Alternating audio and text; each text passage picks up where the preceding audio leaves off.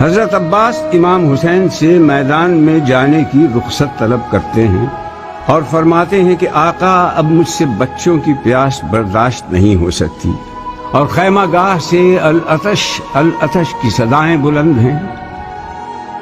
حضرت عباس پریشان اور مضطرب ہیں، بار بار عرض کرتے ہیں کہ مولا اب تو لڑنے کی اجازت دے دیجئے تاکہ دشمنان اسلام کو بندش آب کا نتیجہ دکھا سکوں۔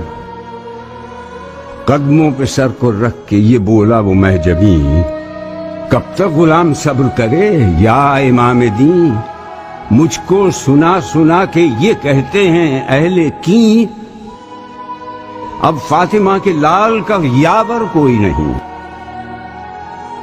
آپ نے فرمایا عباس تم میرے قوت بازو ہو، میں کیسے میدان جنگ میں جانے کی اجازت دے دوں؟